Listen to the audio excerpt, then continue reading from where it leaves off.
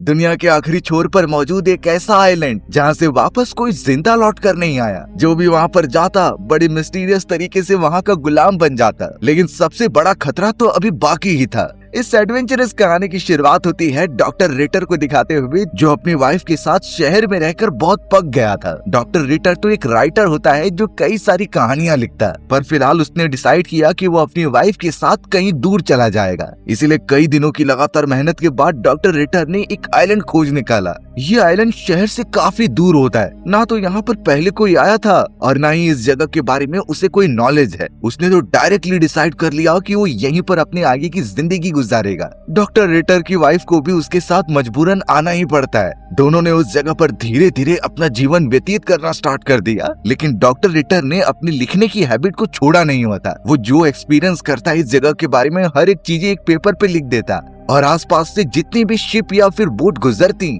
वो सारी लिखी गई चीजें उन्हें प्रोवाइड कर देता ताकि वो शहर में इसे पब्लिशर्स के पास दे दे। डॉक्टर रिटर और उनकी वाइफ तो आइलैंड पर बहुत मुश्किल से सरवाइव कर रहे थे क्योंकि वहाँ पर प्रॉपर रिसोर्सेस नहीं होती। लेकिन एक तरीके से वहाँ एकदम शांति थी जो डॉक्टर रिटर को चाहिए होती है। थोड़े समय में ये पता चल रहा था कि डॉक्टर रिटर काफी फेमस हो चुके हैं। उन्होंने जो आइलैंड पर रहकर अपना एक्सपीरियंस शेयर किया है, शहर के अंदर सभी उनकी हिम्मत की सराहना कर रहे हैं और ये ट्राई कर रहे हैं कि वो रीच आउट कर ले डॉक्टर रिटर से। अब एक दिन छोटी सी बोट के ऊपर हेनरी नाम का एक आदमी अपनी फैमिली के साथ उसी आइलैंड पर बढ़ रहा था। हेनरी की तो एक वाइफ और उसका एक बेटा होता है। एक्चुअल बात ये थी कि डॉक्टर रिटर की कहानियां सुनकर हेनरी भी काफी इंस्पायर हो चुका है। उसे भी अपनी फैमिली के लिए शांति चाहिए, इसीलिए वो बिना सोचे समझे इस जगह पर आ गया। हेनरी सीधा अपनी वाइफ और बेटे को लेकर डॉक्टर रिटर के पास बढ़ता है। अब डॉक्टर रिटर को जैसे इस बारे में पता चला कि कुछ और इंसान इस आइलैंड पर आ चुके हैं तो उसे बिल्कुल भी अच्छा नहीं लग रहा था। ये इसलिए क्योंकि वो शांति चाहता है और अगर हेनरी की तरह कई और लोग भी यहाँ पर आ गए तो उसकी प्राइवेसी भंग हो जाएगी। वो तो हेनरी को चेतावनी भी देता है कि इस जगह पर सरवाइव कर पाना मुश्किल है। यहाँ पर पीने के पानी की प्रॉब्लम है और इंटरनेट तो है ही नहीं। जंगली जानवर आसपास घूमते रहते हैं तो उनसे सुरक्षा करना होगा। लेकिन हेनरी ने उसे दिलासा दिया कि वो धीरे धीरे सीख जाएगा। उन्हें सिर्फ रहने की एक थोड़ी सी जगह चाहिए। डॉक्टर रिटर के मना करने पर भी जब वो नहीं माना तो वो जाकर उसे एक गुफा दिखा देता है। यानी इस जगह पर वो अपनी फैमिली के साथ रह सकता था, लेकिन जंगली कुत्तों से उसे सावधान रहना पड़ेगा। डॉक्टर रिटर तो अपनी वाइफ के पास चला जाता है और वो भी इससे खुश नहीं थी कि हेनरी की फैमिली यहाँ आ गई है। डॉक्टर रिटर बदले में यही जवाब देते हैं कि हेनरी की फैमिली कुछ समय में थक जाएगी, वो यहाँ पर सरवाइव नहीं कर पाएंगे और खुद ही यहाँ से चले जाएंगे। लेकिन ऐसा होता हुआ कुछ दिखाई नहीं दे रहा था क्योंकि हेनरी अपनी फैमिली के साथ वहाँ कई सारी चीजें अप्लाई करता है। उसने बारिश का पानी जमा करने के लिए एक छोटा सा पॉन्ड बनाया, साथ ही साथ उसने अपने शेल्टर को भी काफी अच्छा कर दिया था और फॉरेस्ट के अंदर खाने पीने की चीजें अपने परिवार के लिए इकट्ठा करता। यानी कि ये साफ था कि हेनरी पूरी तरीके से वहाँ सरवाइव करना सीख चुका है। उसे और उसकी फैमिली को यहाँ पर तो एकदम अच्छा भी लगने लगा था। लेकिन सबसे बड़ी मुसीबत वहाँ पर कोई आपदा नहीं थी, बल्कि अब उस आइलैंड पर एली नाम की एक बड़ी बिजनेसमैन की बेटी आ जाती है। वहाँ पर उसके साथ कुछ सर्वेंट्स और अपने एक लवर के साथ वो पहुँच गई थी। एक्चुअल में एली इस आइलैंड पर एक बहुत ही बड़ा लग्जरियस रेस्टोरेंट बनाना चाहती थी। यहाँ पर उसके कंपनी के होटल्स बनेंगे जो उसके लिए बहुत ज्यादा प्रॉफिटेबल हो सकते हैं। एली ने तो डॉक्टर रिटर के बारे में भी बहुत सुना था, इसलिए वो सीधा उनके पास पहुंचती है। डॉक्टर रिटर अब और ज्यादा डिसअपॉइंटेड हो गए क्योंकि इससे तो आइलैंड पर और भी लोग आते जाएंगे। वो एली को यहाँ से चले जाने के लिए कहता है, लेकिन एली जिद्दी थी। वो अपने सामने किसी और की बात मानती ही नहीं। एली ने साफ कह दिया कि वो इसी जगह पर रुककर अपना बिजनेस वर्क पूरा करेगी। तब जाकर डॉक्टर रिटर यहाँ से निकलकर उसे कहीं और चले जाने के लिए कहता है। एली तो फिलहाल अपने साथियों के साथ सीधा हेनरी के इलाके में पहुंची और उन लोगों ने जो पीने का पानी जमा किया था उसके अंदर साथियों के साथ नहाने लगती है। थोड़ी देर में हेनरी जब वहाँ पर आया तो वो बहुत ही डिसअपॉइंटेड था क्योंकि एली और उसके साथी पीने के पानी को खराब कर चुके थे। एली तो बाद में उसे इसके बदले कुछ पैसे देने के लिए भी बोल लेती है, लेकिन अब वो हेनरी से भी आकर कुछ बातें करने लगी। शायद एली के दिमाग में कुछ खुराफाती चल रहा है। हेनरी ने तो काफी मेहनत करके वहाँ पर फार्मिंग भी करना स्टार्ट कर दिया था, लेकिन एक दिन पता चला कि हेनरी की वाइफ मार्गरेट की तबीयत बहुत ज्यादा खराब हो चुकी है। उसकी पूरी बॉडी पसीने में भीग जाती है। हेनरी उसके लिए काफी परेशान हो गया, लेकिन तब जाकर मार्गरेट बताने लगी कि वो प्रेग्नेंट है। ये बहुत ही ज्यादा खुशी की बात थी और अब तो हेनरी और भी तेजी से काम करने लगा था। वहीं दूसरी तरफ एली भी अपने साथियों के साथ हेनरी के घर के पास रहने लगी थी। उसने तो अब हेनरी को कुछ लेटर्स दिए जो शहर से उसे मिले होते हैं। इसके अंदर कुछ हेनरी के लिए थे तो कुछ डॉक्टर रिटर के लिए। हेनरी तो अब इंसानियत के नाते अपने लेटर्स निकाल कर डॉक्टर रिटर को बाकी लेटर देने चला जाता है, पर डॉक्टर रिटर जब देख रहे थे कि सारे लेटर उसके खुले हुए हैं तो वो ये सारी बातें उससे पूछने लगा था। हेनरी को तो बिल्कुल नहीं पता क्योंकि ये काम उसने नहीं किया है। एली ने उसे जितने लेटर दिए थे वो उसे लाकर दे रहा था। तब उस समय पर डॉक्टर रिटर समझ गया कि जरूर ये एली का काम है। वो उन दोनों के बीच में झगड़ा कराना चाहती है ताकि उनकी बनाई गई पूरी जगह वो खुद हड़प ले। हेनरी भी डायरेक्टली एली के पास जाकर इस बात के लिए उसे डांटने लगता है, लेकिन वहाँ एली फिर अपनी एक चाल चलती है। उसने बताया कि जब वो सबसे पहले यहाँ आई थी तो डॉक्टर रिटर ने ही तुम्हारे यहाँ जाने के लिए मुझे कहा था और इस वजह से मैं तुम्हारे पीने के पानी में जाकर नहाने लगी। हेनरी तो ये सोचने लगा था कि शायद डॉक्टर रिटर बिल्कुल नहीं चाहते कि उनके अलावा यहाँ कोई और रहे, क्योंकि वो शुरुआत से ही कह रहे थे कि यहाँ सरवाइव कर पाना इजी नहीं है। खैर हेनरी तो अभी इन चीजों के बारे में फिलहाल सोच ही रहा था। पहली बार हेनरी बहुत मुश्किल से खेती करता है और वहाँ फसल उगाता है। उसे ऐसा लग रहा था कि शायद इस आइलैंड ने उसे एक्सेप्ट कर लिया है, यानी वो अपनी आगे की जिंदगी यहाँ आराम से बिता लेगा। एली तो अब अपने साथियों के साथ बीच पर रहना छोड़कर हेनरी के पास आ चुकी थी, लेकिन एली कुछ तो करना चाहती है जिससे कि सब तबाह हो जाएगा। अब हमें हेनरी के घर पर उसकी वाइफ मार्गरेट दिखाई गई जिसके पेट में अभी बच्चा होता है। अचानक उसे लेबर पेन होना स्टार्ट हो गया है, यानी कि उसका बच्चा अब जन्म लेने वाला है। उसे बहुत ज्यादा पेन हो रहा था और वो अपने हस्बैंड को चिल्लाकर बुला रही थी। तब जाकर हमें पता चला कि एली के 2 साथी उसी जगह पर मौजूद हैं। वो एक्चुअल में हेनरी के घर पर नजर रख रहे हैं ताकि कुछ सामान चुरा कर लेके चले जाएं। ये इसलिए क्योंकि उस जगह पर रिसोर्सेज की कमी थी। वो दोनों इन चीजों पर ध्यान नहीं देते कि हेनरी की वाइफ मार्गरेट को बहुत ज्यादा खतरा है, क्योंकि पता चला कि उस जगह पर आवाज सुनकर कई खूंखार जंगली कुत्ते पहुंच चुके हैं और वो मार्गरेट की तरफ बढ़ रहे हैं अटैक करने के लिए। मार्गरेट और भी ज्यादा पैनिक होने लगी, जिससे उसका दर्द भी बढ़ जाता है। एली के वो दोनों साथी सीधा अंदर घुसते हैं और मार्गरेट को बचाने के बजाय उसके सारे सामान को लेकर भागने लगते हैं। एक समय पर ऐसा लगा कि सारे जंगली कुत्ते मार्गरेट पर कूदकर उसे मार देंगे। एक तो उसका बच्चा भी अभी तक पैदा नहीं हुआ, लेकिन मार्गरेट अपने बच्चे को बचाने के लिए काफी तेजी से चिल्लाती है। इस आवाज से वो कुत्ते पास तो नहीं आ रहे थे, लेकिन अभी भी वो अटैक करना रोकते नहीं। बेचारी मार्गरेट एकदम बेबस हो चुकी थी, लेकिन फाइनली उसने खुद ही अपने बच्चे को जन्म दे दिया। वो बच्चा एकदम हेल्दी पैदा होता है, लेकिन अब उसके ऊपर नजर उन कुत्तों की थी। सबसे अच्छी बात ये हुई कि उस जगह पर अब थोड़ी ही देर में हेनरी पहुंच जाता है। हेनरी ने तो तेज आवाज करके उन सारे कुत्तों को वहां से भगा दिया था। जल्द से जल्द वो अपनी वाइफ मार्गरेट के पास पहुंचा और उसकी देखरेख करने लगा। वहाँ एली के दोनों साथी जब सारा चुराया हुआ सामान लेकर पहुंचते हैं तो उन्होंने मार्गरेट के बारे में भी बताया कि वो मुसीबत में है, हमें शायद उसकी मदद करनी चाहिए। तब एली उन पर भड़क कर ये कहती है कि तुम मेरे लिए काम करते हो, सिर्फ मेरी कही गई बात फॉलो करो। इससे ये तो पता चल गया कि एली कितनी ज्यादा पत्थर दिल है। अभी भी मार्गरेट की तबीयत ठीक नहीं हो रही थी, इसीलिए हेनरी सीधा डॉक्टर रिटर से मदद मांगने चला गया। डॉक्टर रिटर ने जल्द से जल्द जब उसकी बॉडी चेक की तब पता चला कि मांस का थोड़ा टुकड़ा अभी भी अंदर फंसा हुआ है, उसे निकालना जरूरी है। तो वो जो इक्विपमेंट कह रहा था हेनरी उसे लाने लगा। वहाँ एली को जब पता चला कि डॉक्टर रिटर मार्गरेट की मदद कर रहे हैं तो वो नहीं चाहती थी कि उन दोनों की दोस्ती हो। वो अपने एक साथी से कहती है कि तुम्हें अलग करना होगा उन्हें, लेकिन अब उसका वो मेंबर एली से एकदम परेशान हो चुका था। उसे पता है कि एली कितनी ज्यादा बेकार औरत है, वो दूसरों की हेल्प बिल्कुल भी नहीं करती। इस वजह से वो मेंबर एली को छोड़कर वहाँ से चला जाता है। थोड़े समय में ही हेनरी की वाइफ एकदम से ठीक हो चुकी थी, उसका बच्चा अच्छी तरीके से पल बढ़ रहा था। हेनरी ने उस जगह पर जो खेती की थी, काफी मेहनत के बाद उसमें से फल फ्रूट भी निकलना स्टार्ट हो जाते हैं, यानी उनके पास खाने की टेंशन तो खत्म हो चुकी है। लेकिन कई समय से बारिश ना होने के कारण पीने के पानी की शॉर्टेज हो चुकी थी। हेनरी तो अपनी फैमिली के साथ खुश था, लेकिन डॉक्टर रिटर जो कि एक राइटर हुआ करते थे, उन्हें उस जगह पर कुछ नए आइडियाज नहीं आते। एक्चुअल में उन्हें शांति चाहिए थी और यहाँ अलग अलग मेंबर्स के आने के कारण वो कंसंट्रेट नहीं कर पाते। अब एली का एक साथी जिसका नाम बेन होता है, वो सीधा हेनरी के पास आ गया। उसने कुछ खाने की चीजें मांगी तो हेनरी ने उसे प्रोवाइड भी कर दिया। तब जाकर बेन एली की सच्चाई बताता है कि ये किसी भी बड़े बिजनेसमैन की बेटी नहीं है। एक्चुअल में एली बार डांसर थी और हम सब मिलकर इसी तरीके से प्लान बनाकर दूसरों को लूटने आते। वो बहुत ही ज्यादा खुदगर्ज है और सिर्फ अपने बारे में सोचती है। लेकिन अब बेन ने क्लियर कर दिया कि वो एली के पास जाकर वापस उसके लिए काम नहीं करेगा।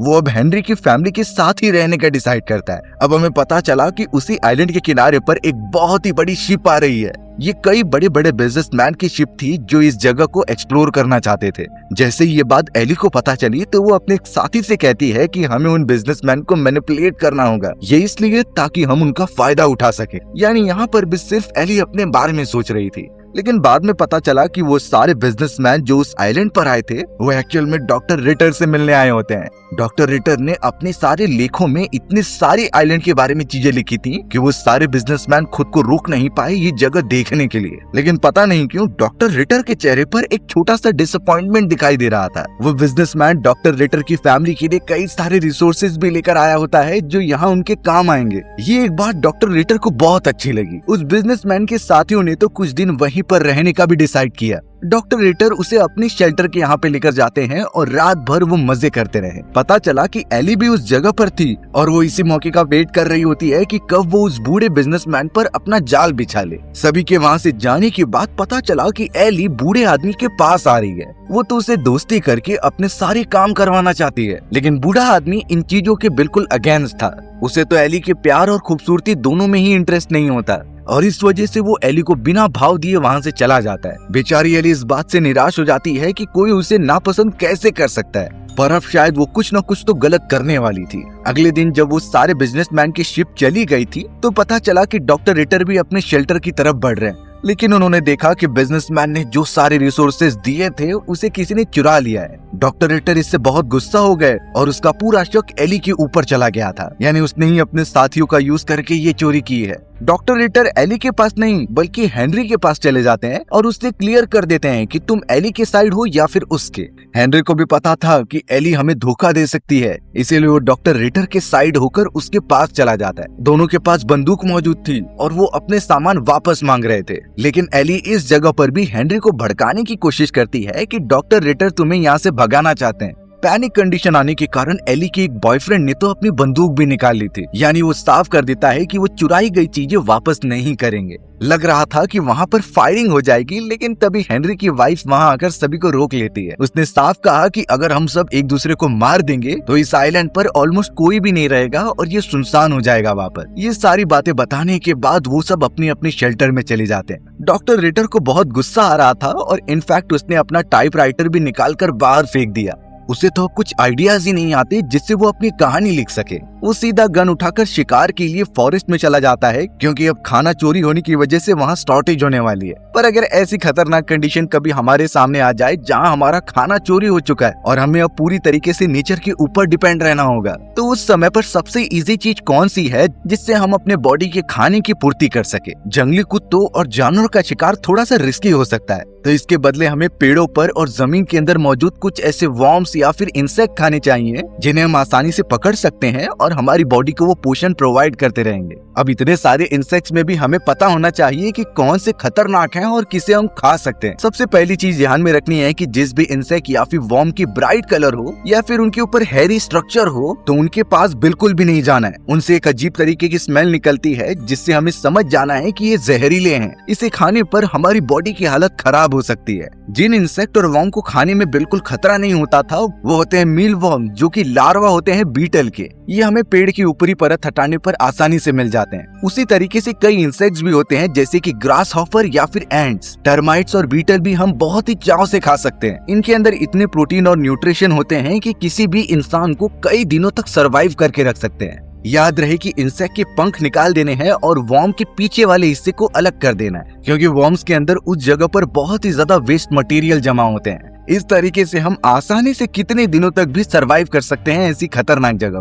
पर यहाँ डॉक्टर रिटर और हेनरी के सामने तो एक बड़ा खतरा आ चुका था। अब हमें एली का वही साथी बेन दिखाया गया जो उसे छोड़ चुका था। लेकिन पता चला कि रात के समय जब वो जा रहा था तो एली उसे अपने प्यार में बहकाकर वापस अपनी तरफ कर लेती है। वो तो उसके साथ बहुत क्लोज हो गई थी। अब एक दिन हेनरी जब अपनी वाइफ के साथ सोया हुआ था तभी उसे कुछ आवाज आती है। उसे ऐसा लगा कि कोई उसका पानी चुरा रहा है और पीने की कोशिश कर रहा है। उसने जल्द से जल्द अपना गन निकाला और तुरंत ही शूट कर दिया। थोड़ी देर बाद जब वो पास जाकर देख रहा था तो पता चला कि उस जगह पर एक गधा मौजूद है। ये गधा एक्चुअल में डॉक्टर रिटर की वाइफ का था और ये उनके लिए बहुत ही ज्यादा कीमती होता है। हेनरी अब समझ नहीं पा रहा था कि ये सच्चाई वो उसे कैसे बताएगा। अगले दिन डॉक्टर रिटर की वाइफ ये भी देखती है कि उसके 2 चिकन्स मर गए हैं। उसका गधा मिल नहीं रहा था तो वो ढूंढते हुए हेनरी के घर पर भी आ गई, लेकिन हेनरी उसे कोई सच्चाई बताता ही नहीं। डॉक्टर रिटर की वाइफ अब और ज्यादा डिसअपॉइंटेड होने लगी कि उसके जानवर मरते जा रहे हैं। हेनरी भी यहाँ इस पूरी सच्चाई को ना बताकर गिल्टी फील कर रहा था, इसीलिए वो सीधा डॉक्टर रिटर के पास जाकर उसे सब सच्चाई बता देता है। ये भी उसने मेंशन किया कि ये जानबूझकर नहीं हुआ था। डॉक्टर रिटर उसे माफ कर देते हैं, लेकिन पता चला कि बेन उस जगह पर था जो उनकी बातें सुन रहा होता है। दोनों जल्द से जल्द बेन का पीछा फॉरेस्ट में करने लगे थे। बेन बेचारा एक कोने में छुपा हुआ था, जिससे कि जब उन लोगों ने पकड़ा तो बेन माफी मांगने लगता है। बेन ने कहा कि उसने एली के कहने पर उसके गधे को चुराने की कोशिश की और इसी चक्कर में हेनरी ने उस गधे को मार दिया। बेन उनसे माफी मांगता है, जिस पर डॉक्टर रिटर और हेनरी उसे माफ कर देते हैं। वो तो बेन को लेकर एली के खिलाफ एक प्लान बनाने लगे थे। अब डॉक्टर रिटर, हेनरी और बेन सीधा चले जाते हैं एली के शेल्टर में उसे मजा चखाने के लिए। पता चला कि एली का जो लवर था वो बहुत गुस्से में होता है। वो तुरंत ही बाहर निकला और उन तीनों पर हमला करने लगा। एक समय पर तो बेन बहुत ही ज्यादा खतरे में पड़ गया था, लेकिन हेनरी ठीक समय पर वहाँ पहुँच जाता है और एली के बॉयफ्रेंड को पकड़ लेता है। हेनरी इतना ज्यादा फ्रस्ट्रेटेड था कि उसने एली के बॉयफ्रेंड को मारना स्टार्ट किया और आखिर में एक चाकू की मदद से उसकी जान ही ले ली। थोड़ी देर में एली जब बाहर आती है तो वो बहाना बनाने लगी। वो कहती है कि मेरा बॉयफ्रेंड मुझे टॉर्चर करता था, उसने मुझे कैद करके रखा है, तो तुम सब मुझे बचा लो। पर यहाँ डॉक्टर रिटर समझ चुके थे कि ये सिर्फ एक्टिंग कर रही है हमें गुमराह करने के लिए। मौका मिलेगा तो एली अपने बॉयफ्रेंड का मारने का बदला हमसे लेगी जरूर। इसीलिए डॉक्टर रिटर कोई भी रिस्क नहीं लेना चाहते थे, तो उन्होंने अपनी बंदूक निकाली और सीधा एली को शूट कर दिया। गन शूट की आवाज चारों तरफ फैल गई थी, जो डॉक्टर रिटर और हेनरी दोनों की वाइफ ने सुनी होती है। थोड़ी ही देर में वो तीनों एली और उसके बॉयफ्रेंड की डेड बॉडी एक चट्टान के पास लेकर आते हैं और उसे उठाकर पानी में फेंक देते हैं ताकि किसी को पता न चले। उन्होंने ये भी डिसाइड किया कि वो मार्गरेट और डॉक्टर रिटल की वाइफ को भी नहीं बताएंगे ये सब। उन्होंने एक छोटा सा प्लान बनाया जिसे वो एग्जीक्यूट करने लगे। प्लान के अकॉर्डिंग बेन उन दोनों की वाइफ के पास पहुंचता है एक लेटर लेकर, जिसमें लिखा हुआ था कि एली और उसका बॉयफ्रेंड आइलैंड छोड़कर चले गए हैं, यानी वो वापस नहीं आने वाले। लेकिन हेनरी की वाइफ मार्गरेट को थोड़ा सा शक होने लगा, क्योंकि एली के सारे सामान अभी भी आइलैंड पर ही मौजूद थे। डॉक्टर रिटर की वाइफ भी अब बहुत ज्यादा सोच में पड़ जाती है कि कहीं कुछ गलत तो नहीं हुआ। उसने गन शॉट की आवाज सुनी थी कुछ समय पहले। लग रहा था कि उन दोनों की वाइफ इस पर ज्यादा सवाल नहीं पूछेगी, लेकिन हेनरी की वाइफ मार्गरेट ने तो सारी सच्चाई उगलवाने की कोशिश की। उसने कहा कि उसने हेनरी की बंदूक की गोलियां चेक की हैं, जिसमें पूरी गोलियां मौजूद हैं। यानी हो सकता है कि डॉक्टर रिटर ने वो गोली चलाई हो और एली और उसके बॉयफ्रेंड को मार दिया हो। मार्गरेट हेनरी को इस बारे में चेतावनी देती है कि अगर डॉक्टर रिटर अपनी कहानियां लिखें और इसके अंदर वो सारी चीजें मेंशन करें तो तुम ही फंसोगे, यानी सभी को पता चल जाएगा कि तुम लोगों ने कत्ल किया है। हेनरी इस बात में थोड़ा सोच में पड़ गया, लेकिन वो अपनी वाइफ को पहले ही बता कर रखता है कि मौका मिले तो तुम लोग यहाँ से चले जाना, क्योंकि अब ये जगह सिर्फ सर्वाइवल के लिए बची हुई है। कोई भी अपनी जान बचाने के लिए दूसरों की जान ले सकता है। वहाँ डॉक्टर रिटल की वाइफ की भी तबीयत खराब लग रही थी। वो जिस शांति के लिए यहाँ पर आई हुई होती है, अब इस आइलैंड पर वो चीज मौजूद ही नहीं। डॉक्टर रिटर की वाइफ अब कुछ समझ नहीं पा रही थी, इसीलिए वो वहाँ से फॉरेस्ट की तरफ चली गई। पता चला कि वहाँ पर मार्गरेट भी होती है, जो कि फल फ्रूट इकट्ठा कर रही थी। मार्गरेट को तो बहुत कुछ बताना था डॉक्टर रिटर की वाइफ को, लेकिन सबसे पहले वो उसे वार्न करती है कि तुम जो मुर्गियां पाल रही हो वो बहुत ही ज्यादा बीमार हैं और उसे बिल्कुल भी खाने की कोशिश मत करना, क्योंकि ये सेहत के लिए बहुत ही ज्यादा घातक हो सकता है। हो सकता है कि अगर कोई उसे खा ले तो उसकी मौत ही हो जाए। अब इन चीजों के साथ साथ मार्गरेट ने सबसे बड़ी बात बताई कि एली और उसके बॉयफ्रेंड को किसी और ने नहीं, बल्कि तुम्हारे हस्बैंड डॉक्टर रिटर ने ही मारा है। उसने खुद इंश्योर किया है कि ये काम हेनरी नहीं कर सकता। डॉक्टर रिटर ने ये करके सारी बातें छुपाई हैं। अब उसकी वाइफ इतनी ज्यादा पैनिक हो गई अपने हस्बैंड के ऊपर कि वो कुछ भी ज्यादा सोच नहीं पा रही थी। उसे ऐसा लग रहा था कि उसका हस्बैंड एक गुनहगार है जो यहाँ आकर अपनी आइडेंटिटी छुपाना चाहता है। जैसे तैसे उसकी वाइफ घर पर पहुँचती है और अपने हस्बैंड को बहुत अजीब तरीके से देखती है। डॉक्टर रिटर की वाइफ को ऐसा लग रहा था कि वो किसी दुश्मन के साथ रह रही है, इसीलिए उसने डॉक्टर रिटर को मजा चखाने के लिए वो सारी चिकन पका दिए जो बहुत ही ज्यादा बीमार थे, और मार्गरेट ने उन्हें खाने से मना किया था। डॉक्टर रिटर को अभी तक ये पता नहीं होता, वो तो बिना कुछ सोचे समझे उन चिकन को खा लेते हैं। उनकी वाइफ बहुत अजीब तरीके से उन्हें देख रही थी, जैसे इन सारी चीजों से उसे मजा आ रहा है। थोड़ी देर के अंदर ही वो खराब पड़े हुए चिकन को खाने के बाद डॉक्टर रिटर की तबीयत खराब होने लगी। पता चलता है कि उन्हें फूड पॉइजनिंग हो गई है और पूरे बॉडी से पसीने निकल रहे हैं। वो इतना ज्यादा तड़प रहे थे क्योंकि उस जगह पर फूड पॉइजनिंग की प्रॉपर मेडिसिन नहीं होते। डॉक्टर रिटर की वाइफ जल्द से जल्द जाकर हेनरी और मार्गरेट को भी इस बारे में बता देती है। मार्गरेट जैसे तैसे जब उस जगह पर पहुंची और डॉक्टर रिटर की हालत देखी तो वो तुरंत ही समझ जाती है है कि उसकी वाइफ को मना करने के बावजूद भी उसने वही सारे बीमार चिकन अपने हस्बैंड को खिला दिए। पर ये नहीं समझ में आ रहा था कि उसने जानबूझकर ये क्यों किया। इससे तो डॉक्टर रिटर की जान भी जा सकती है।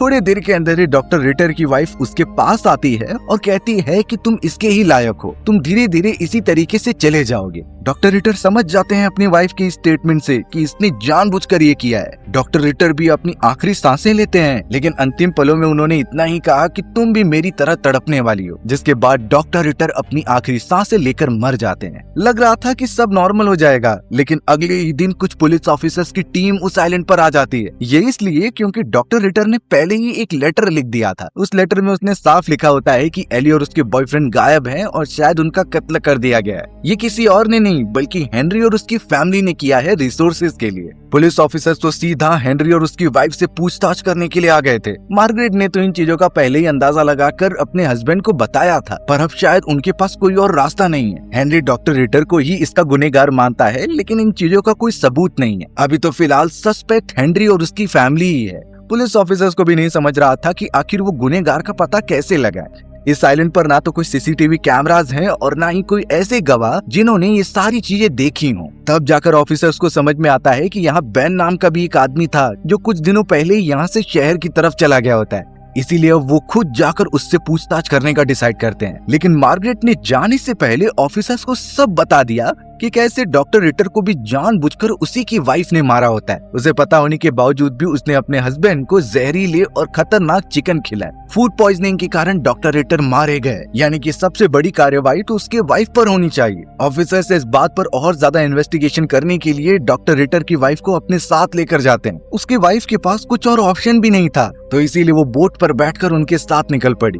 यानी अब उस पूरे आइलैंड पर हेनरी, मार्गरेट और उसकी फैमिली ही रह रही है। वो एकदम अकेले हो चुके हैं और शायद आगे भी अकेले ही रहेंगे। अब यहाँ इन सारी चीजों को कई साल बीत जाते हैं और डॉक्टर रिटर की वाइफ ने तो एक किताब भी लिखी थी जिसमें उसने हर एक इंसिडेंट के बारे में मेंशन किया होता है जो उस आइलैंड पर हुए थे। यानी कैसे उसके हस्बैंड और हेनरी ने मिलकर एली और उसके बॉयफ्रेंड की जान ली और किन किन कंडीशन में उन्होंने सरवाइव किया है। लेकिन अभी भी आइलैंड पर रहने वाली मार्गरेट की फैमिली भी वहीं सरवाइव कर रही थी। इनफैक्ट पता चला कि मार्गरेट की आने वाली जनरेशन ने वहीं पर अपना घर स्थापित कर लिया, यानी आज भी वो उस जगह पर अपनी सिविलाइजेशन बनाकर रहते हैं। उनकी तो कई सारी जनरेशन ने वहाँ पर अपना जीवन व्यतीत किया है। और इसी हैप्पी एंडिंग के साथ हमारी ये कहानी यहीं खत्म हो गई। सो व्यूअर्स, अगर आपको मेरा नरेशन 1% भी अच्छा लगा होगा ना, तो वीडियो को लाइक एंड चैनल को सब्सक्राइब जरूर कर दें। मिलते हैं इसी तरीके की मजेदार वीडियोस में, तब तक के लिए बाय बाय।